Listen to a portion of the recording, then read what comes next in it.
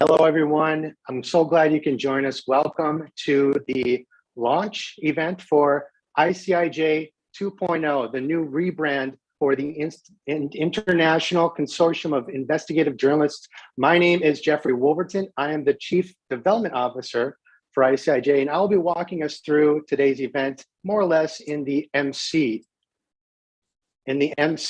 role. I'm very pleased that you all can join us.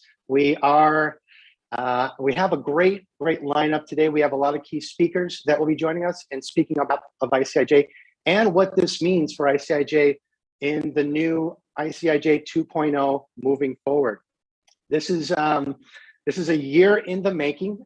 We have been working with a marketing firm, Think House, that has been working very closely with ICIJ, our team members and our board members and our stakeholders to get us to this point today to launch ICIJ 2.0 for you.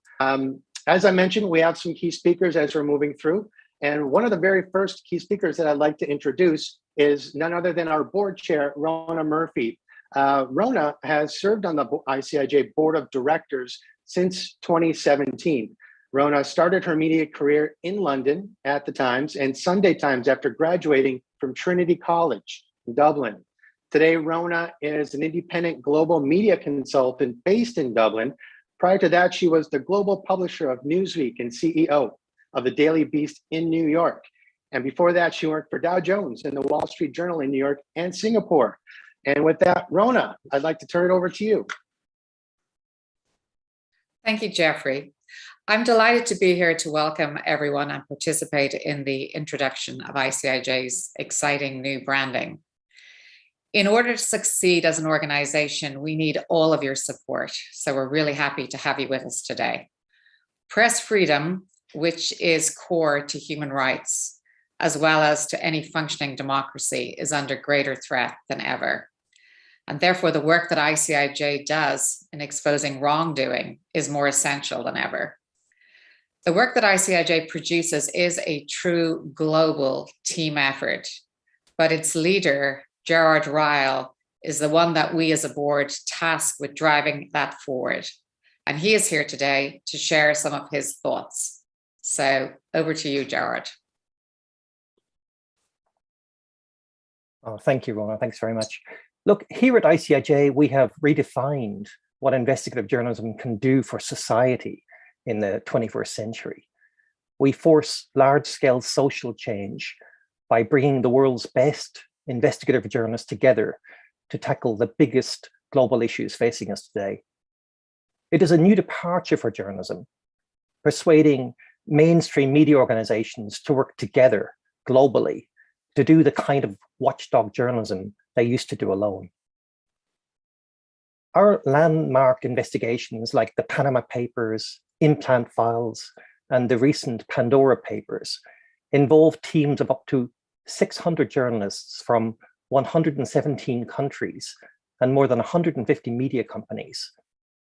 These were the biggest journalism projects in history, with reporters working together in unprecedented ways by sharing information and resources. The results of these efforts to combat corruption, injustice, and inequity have led to unprecedented impact. 4 world leaders, the prime ministers of Pakistan, Iceland, Malta, and the Czech Republic, lost their jobs, with one going to jail. Laws in more than 79 countries have been changed. Thanks to Pandora Papers, we are helping bring about the biggest changes to financial transparency in the United States since 9/11. A permanent subcommittee of the European Parliament now exists to investigate ICIJ media exposures. Governments all over the world have recovered more than $1.5 billion in taxes from the Panama Papers project alone. Our implant files investigation meant that breast implants linked to a rare cancer in women were withdrawn worldwide. ICIJ doubles as a unique network of investigative reporters that now number 280 of the world's best investigative journalists from more than 100 countries. It is the biggest social network of its kind. ICIJ also trains hundreds of journalists each year in investigative techniques through our journalism projects and hands-on workshops. Reporters benefit from working alongside and learning from the best of their peers. I also think it's fair to say that ICIJ has set new global standards for deeply reported journalism. Our work has been recognized at the highest levels, including at the Pulitzer Prizes, the Emmy Awards, and at the biggest journalism awards in dozens of other countries. We were also nominated for the 2021 Nobel Peace Prize. Investing in ICIJ empowers not only journalists, but also private citizens at a time when democracy around the world has been under sustained attack on multiple fronts. In these tumultuous times, independent investigative journalism has proved indispensable in exposing how the world really works. With your support, our global reporting teams can expose even more wrongdoing so the world can make it right. Back to you, Jeffrey.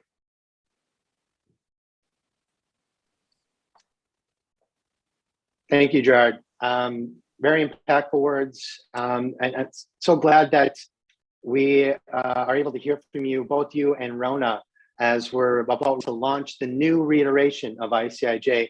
Well, we have been affectionately calling ICIJ 2.0 during the project, and we stuck with it because it makes a lot of sense. ICIJ has been around for over 2 decades as a name. However, in the past 5 years, as an independent news organization, we have produced global stories of global impact that have reached multiple countries and have changed the world, and many times over, of the ousting of politicians, of changing the way that policies are made in countries, and the way that we are communicating, the way that wrongdoing is being righted around the world through the stories that ICIJ publishes. As I mentioned earlier, we have been working over the past year with a marketing firm based out of Ireland in Dublin, Think House, fantastic group that has been guiding this process and have been leading us to this moment where we're now ready and excited to share with you, our global audience, the new ICIJ 2.0. So without further ado, I would like to show a video of ICIJ 2.0 and what it means for ICIJ and our global impact moving forward.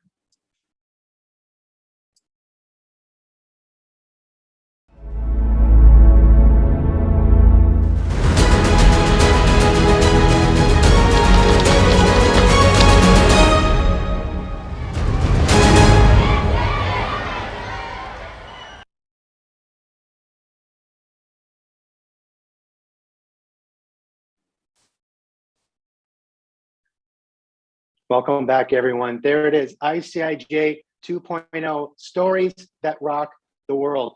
We will make that video live and available on our social media as well as our website. That is a sneak of what we are calling ICIJ 2.0. We have much more to offer in the way that ICIJ 2.0 looks and feels. And in doing so, I'd like to take a moment to just basically share a brief presentation and walk everyone through what the new ICIJ 2.0 brand looks like, feels like, and what you can expect from ICIJ 2.0 moving forward. So here we have the what we're calling a brand overview. And again, this will be made available to everyone after today's live presentation. This is really a way to get everyone used to what it looks like. You can tell right away that the imagery is eye-catching. We are now focusing our imagery on our logo and our background. So it's very much translatable to the digital era. You will see a lot of this reiteration through our website, through our social media platforms, and our newsletters also for those that subscribe to our newsletters that release our public stories to the world. Here is another reiteration of our logo. There you can see on the black background with the ICIJ acronym shouting out in white on the black background. Also, the red of the logo, that's a globe balancing on a scale that pops in the red. That means urgency, of course, excitement, but also action oriented. We are hoping that with those that are reading our stories, feel involved, get involved. And we're also going to be including ways for our readers to get involved in the ICIJ 2.0 for their communities and for the global impact for the stories that ICIJ publishes. Here you can see an animated version of our logo. The animation symbolizes the correction and the balance of justice in the world through ICIJ and the stories that we release in partnership with our media partners and journalists, again, across the world, across the globe. Here's a basic reiteration of what you can expect to see on our website and in some versions of our social media platforms. We are going toward an illustrated black and white background with a red overlay, again, the branded ICIJ red that highlights our stories and also creates a sense of urgency and calls to action that we want our readers to get involved. We want our own supporters, our donors to feel a part of what it is that we're creating through ICIJ 2.0 and into the future through other stories that will be coming out. And Gerard will have some exciting things to share later on in the program in regards to that. This is truly exciting. We are also branding and expanding our look and feel to other platforms as well. I mentioned our media partners. We are excited to partner continuously with our media partners through allowing these new branding elements to be shown sometimes on our media partners' websites, sometimes on their social media platforms. On the right, you see, imagine yourself going to catch a train at the subway or the metro station or wherever you might be, perhaps even a cafe. This could be a digital representation of the ICIJ brand and our elements, again, that get us excited and get us to feel as though we are a part of the stories, because we are. They reflect our communities and they reflect our world. Again, this is what it looks like on the social media platforms. Clean, black and white with red overlay. This is what you can expect to see on Twitter, on Facebook, on Instagram, and of course, our YouTube channel. As we're updating all of these elements, this is what you will be able to look for when you look for ICIJ 2.0. And here we are. This is our tagline. This is where we're coming from. ICIJ, we create stories that rock the world. We create these stories in partnership with our media partners, in partnership with our journalists, in partnership with our community of readers and supporters and donors across the world. We are all a part of ICIJ 2.0.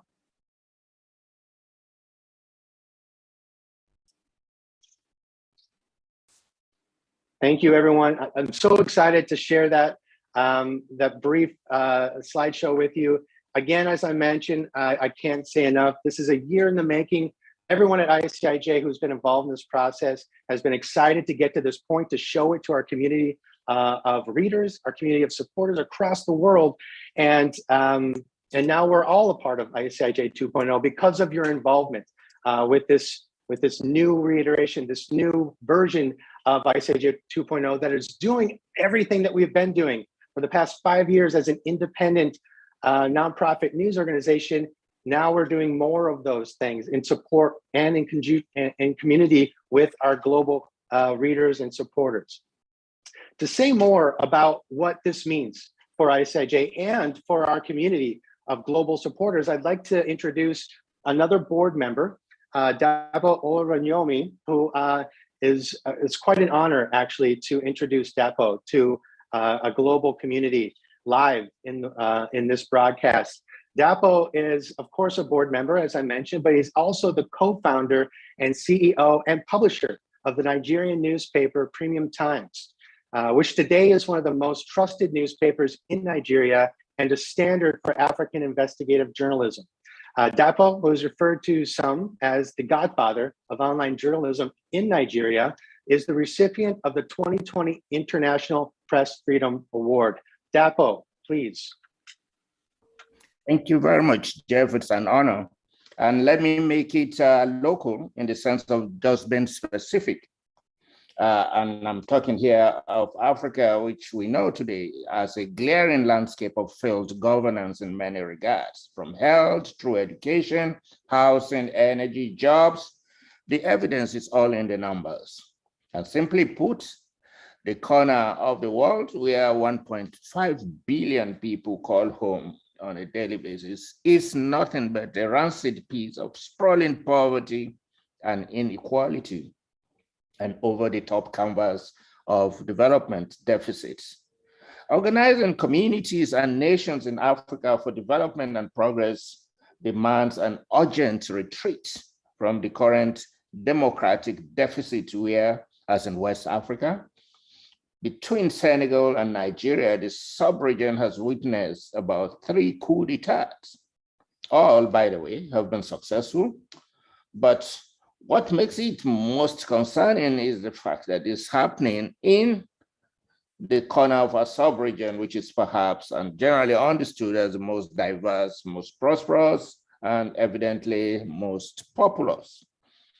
Thinking of the future, however, Africa's social and economic rebirth is intrinsically tied to the future of democratic development, which is another way of saying that the current explosions in violent extremism, the concerns about its dying environment and the climate crisis, the grating instances of gender violence against women and children, the political impunity of power players around questions of torture and extrajudicial killings, and the flagrant violations of freedom of speech and of the press.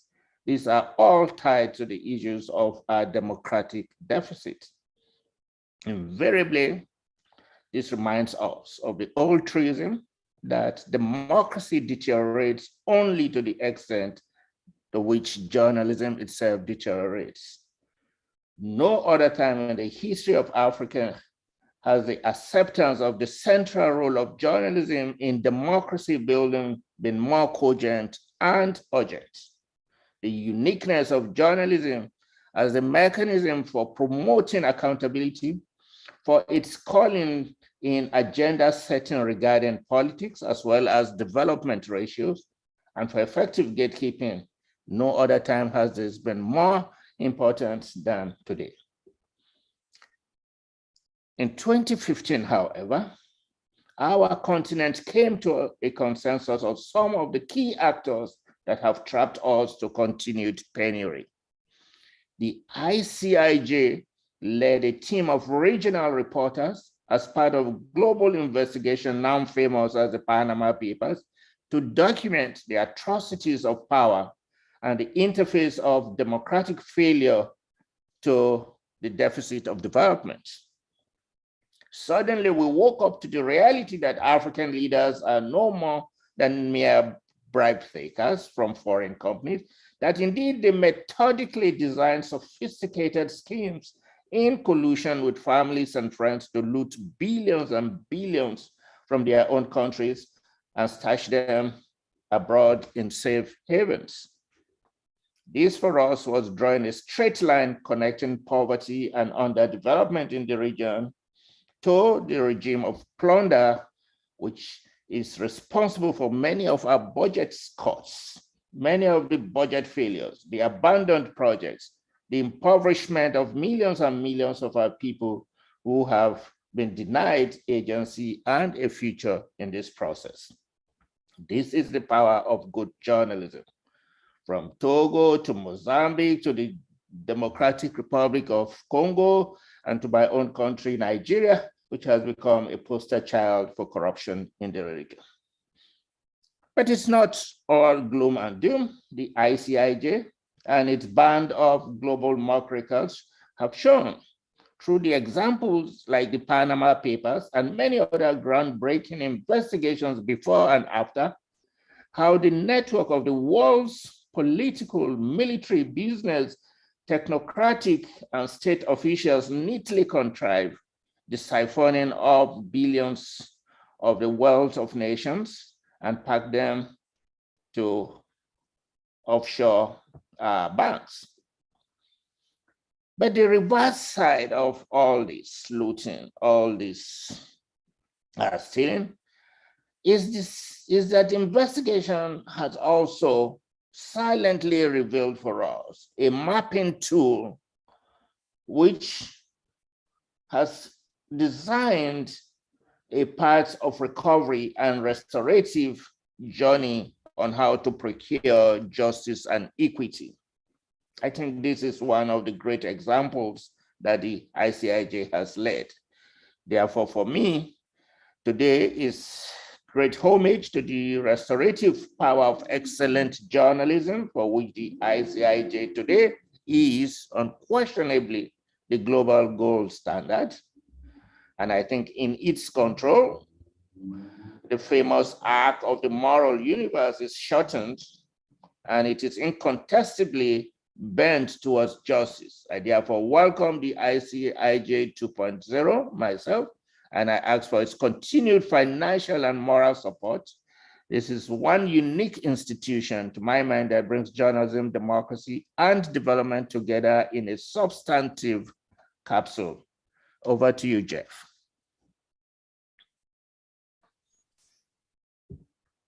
Thank you, Dapo. Again, it's a great honor for you to be a part of this program. Thank you. As I was listening to your words, I was also checking the live stream comments on our YouTube channel, and a lot of recognition for your work and for your representation, not just for ICIJ, but your work also in Africa. Thank you for joining us and for your powerful, impactful words. To continue our powerful, impactful representation of ICIJ and those involved with our investigative journalism, again, I'm humbled to be a part of this program because I get to introduce some amazing people, the next of which is Sydney Friedberg. Sydney is ICIJ's chief reporter. She's based in St. Petersburg, Florida. Sydney has worked on investigations that has been honored with 4 Pulitzer Prizes, including a series about voter fraud in Miami, in a Miami mayoral election that was subsequently overturned, and stories about the peacetime deaths of sailors that led to Pentagon reforms. Sydney majored in history and literature at Harvard and was a Knight Fellow at Stanford, where she took courses in African American history and mechanical engineering. Sydney, please, I'm honored to turn it over to you.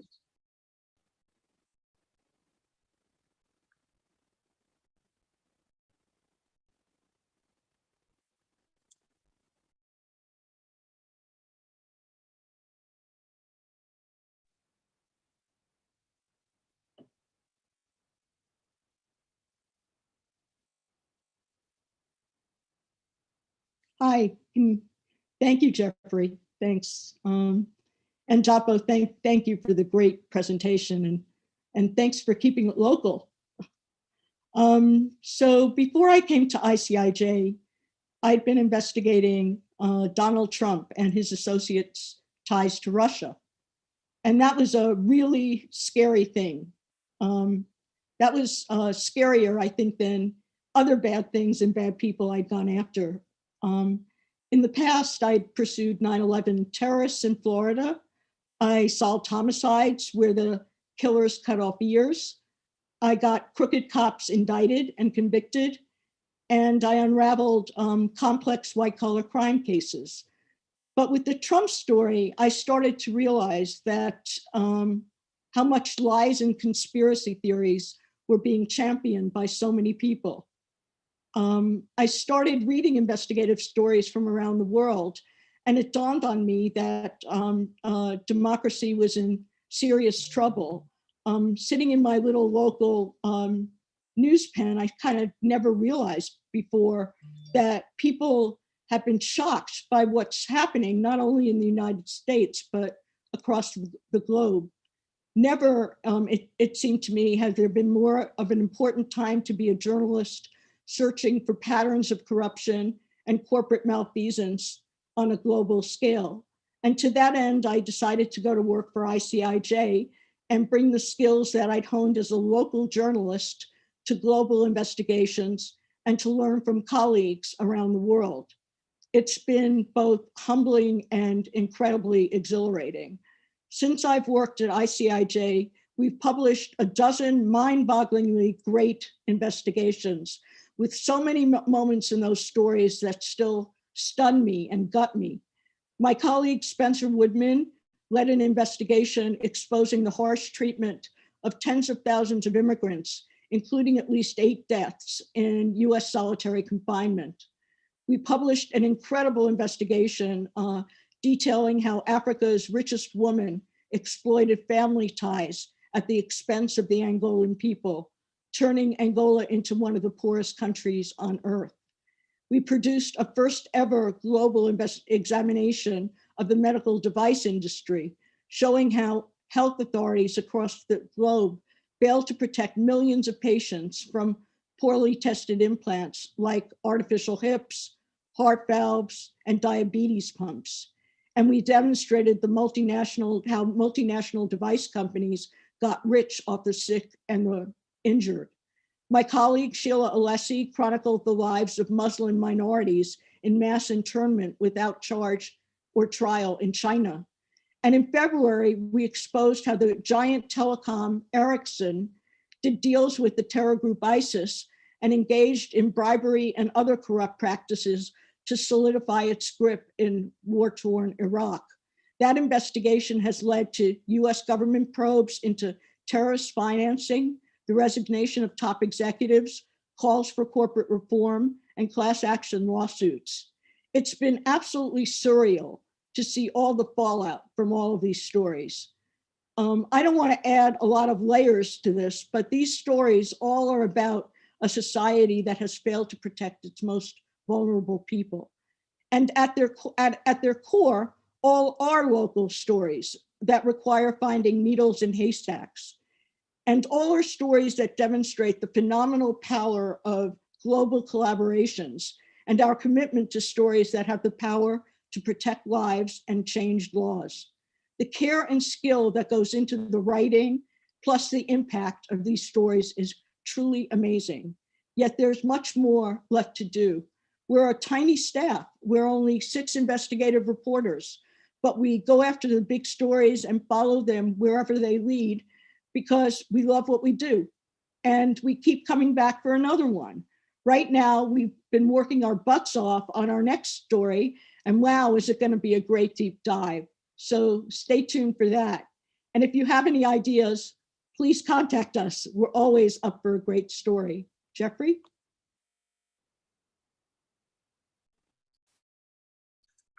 Thank you, Sydney. That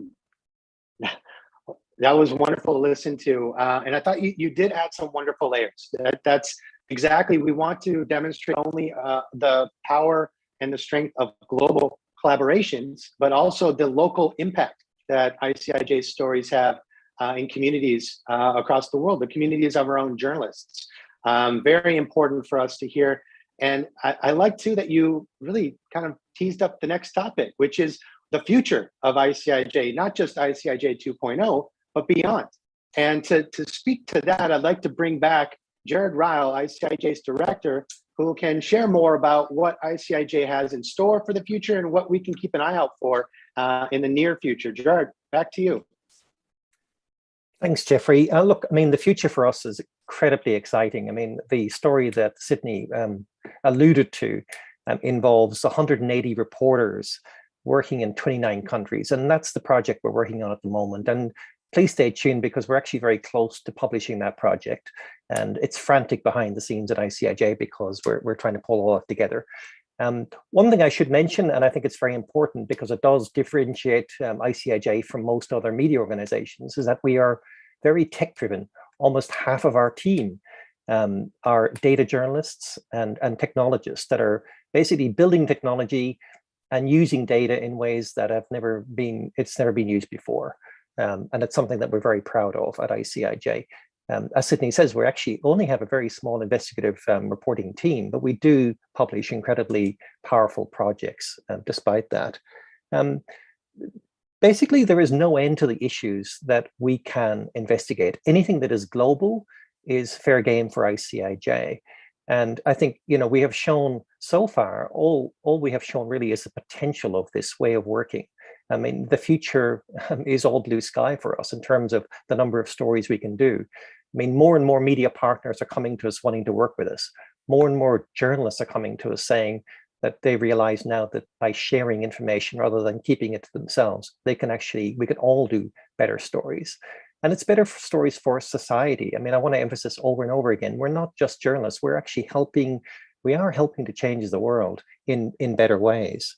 But we can only do this with your help. We are entirely donor driven. We rely on people to give us money to allow to do this. And of course, because we are taking on so many powerful people, it is very difficult to raise this money. So the more you can support ICIJ, the more you can help change the world. Back to you, Jeffrey. Thank you, Jared. Very well put. ICIJ, as a donor-driven, philanthropically driven organization, we survive. We exist and survive and thrive through the philanthropic gifts of our supporters, of our readers, and our supporters across the world. I believe if you are watching us on YouTube, there is a donate now button. Please consider supporting and donating to help ICIJ create more stories that rock the world. That is going to be what we're continuing doing. That's our promise and our commitment to our readers and our donors and our supporters, that's what this is about. That's what ICIJ 2.0 is about. It's a recommitment, a new commitment to continue the great work that we have been doing as a independent, nonprofit, donor-driven news organization, and continuing forward into the future.